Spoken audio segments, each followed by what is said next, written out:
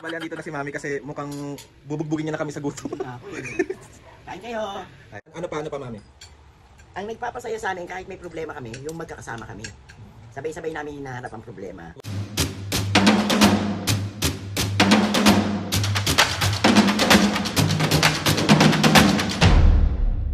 What's up mga kapisngin, for today's video, another vlog na naman yung gagawin. So itong vlog na ito mga pisngin, gusto ko lang kayo batiin ng magandang umaga sa inyong lahat. Isipan ko mga pisngin na magluto ng aming tanghalian. So lulutuan natin si Mami at Papo. Madali lang naman itong lulutuin ko kasi parang nagkikrave lang ako mga kapisngin sa tortang giniling. Alam niyo yung giniling tapos may itlog. Oh, torta. Omelette. Pork. Ano? Ang tatawagin natin itong pork omelette. Start na tayo para hindi kayo nagko-complain na marami akong intro dito. Kung kino-comment nyo pa dyan, shout out sa'yo, Lancelot. Kino-comment niya, haba ng intro. Eh di sorry, ako lang to, si Natoy. Charot. So simulan natin mga pisngi sa pagkuha ng ating mga ingredients para sa ating. Pero bago ang lahat, tignan nyo ako kung tama ba. Kasi ganito ko nakikita si Mami at Papo pag nagluluto sila ng ganito. So tatry kong gawin ko anong paano sila gumawa. Mga kapisngi, ito yung mga pinamili ko nung nakaraan, kung nakita nyo yun. Tapos ito ang aking giniling. Tapos kuha na rin tayo ng ating mga ingredients. Sibuyas. Ayan, so diba? Dami na yung itlog. Itlog is life. Siguro kaya na yung mga 5 siguro. Ayan siya. So, let's go. Ito natin simulan ang ating pagluluto. Muna tayo, tawag dito, mag-iwa muna tayo ng ating, sibuyas. Ayan. Para lulutuin muna natin yung ating pork giniling. Pork? Oo, yun.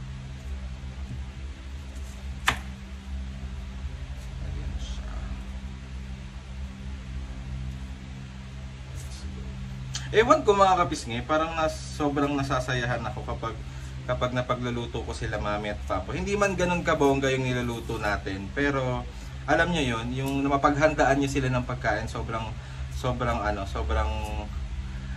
fulfilling sa pakiramdam. Parang feeling ko naaasikaso ko sila kahit papano.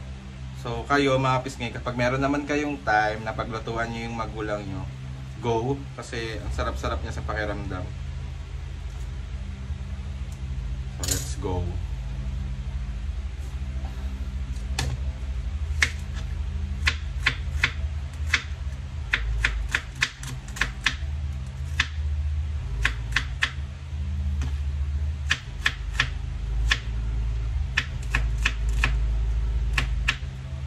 So after neto, magbati na tayo ng ating itlog. Siguro feeling ko kasya naman na itong 5. Itlog natin. Ganyan. Ganon.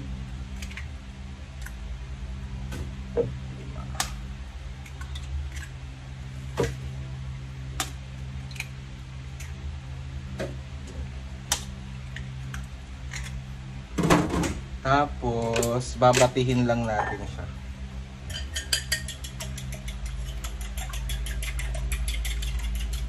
Diba? Yan lang.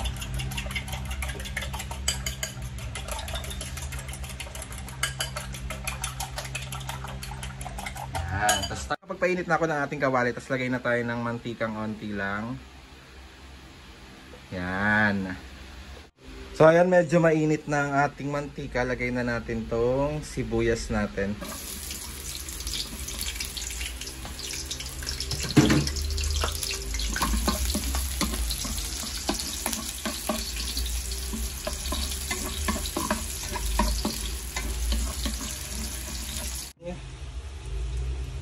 So, lagay na natin siya.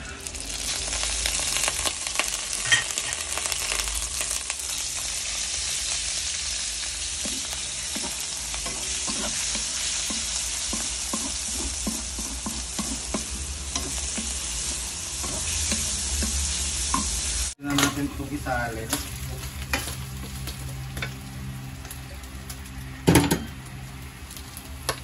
Natin na ating mantika.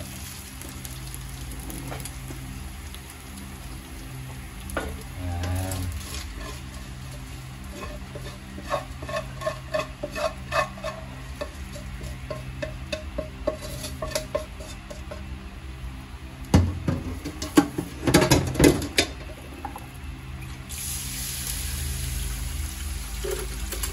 Haluin lang natin siya.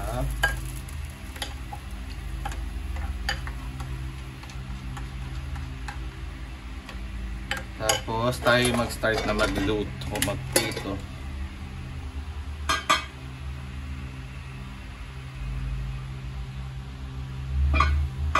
So kuha na tayo ng ating mga gagamitin.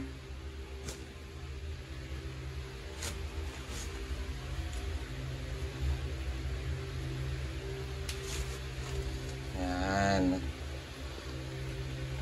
Sige natin siya dito.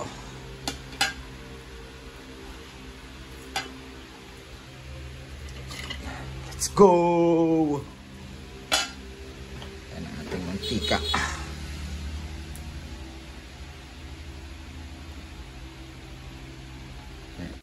So tayo yung mag-start na.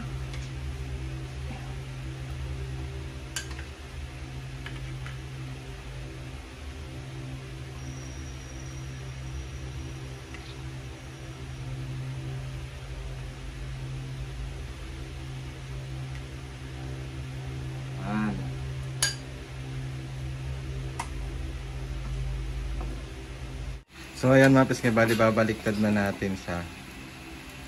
Ano ba ito? So, ano ba yan? Tumataob siya. Yan. So ayan, yung aking bagong prito. Ayan siya. Diba?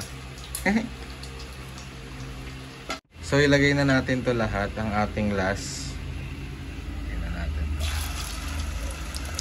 Eh, tayo ko na lang mahugasin be. Okay, eat natin. So, ayan, done na ako. Init. Diba? Eh, Chef Aldrin. Ito na iba kasi nilagay ko sa lahat. Diba? Aray, aray, aray, init. So nakapagsaing na rin tayo, na-check na rin po natin kung nababa po natin siya. Tapos maya-maya mapis kapag medyo painin na to, tsaka ako maghahain. Let's go! Mainin yung ating sinaing, tapos maghahain na tayo.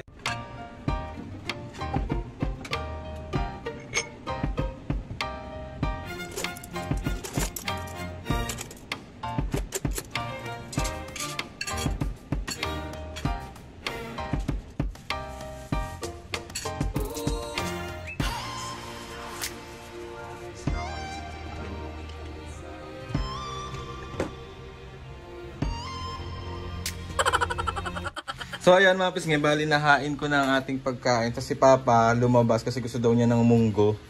So para may terno din to. So ayan, meron tayo dito. Ayan, ready ko na yung gamot. Si Mami nainom niya na yung dalawa niyang gamot. Tapos ito yung akin. So let's go. So ayan na si Papa mga kapisngi, hindi niya natiis. Bumili siya ng munggo. Saan mo binili yan pa? So ayan, terno nga naman sa And hello din mamaya sa iyong arthritis. Bakit ka nang munggo? Hindi naman Friday. Tayo yung kailangan, may sabaw naman yung ayan ang ating munggo. Ayan, perfect. Ayan, dito na si Mami kasi mukhang bubugbugin niya na kami sa gutom. Kain kayo! Ayan na. Kain tayo! Kaya lang kanin lang niya pag tanghali, pag gabi, onti na lang din. Pero minsan, dahil matigas ang ulo niya, nagre-request siya, pwede pa 2 kutsara. Ayan si Papo. Meron din kaming bahaw dito. Malamang ako kumain ng bahaw. Papo, tara na! Let's go na, let's go! Kain mga kapisngi! Kain! Kain kayo, kain. Papo! Yes, kain na kayo. Ayan, kain na Mami, kain na. Mami at Papo, di ba sabi ko sa inyo meron lang ako isang question kay Mami at Papo habang kumakain kami. Ano yun?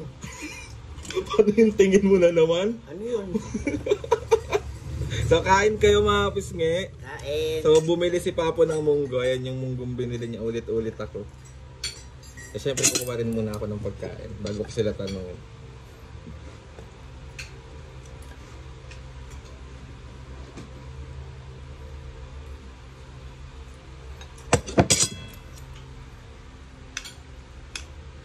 So ang tanong ko, Mami and Papo,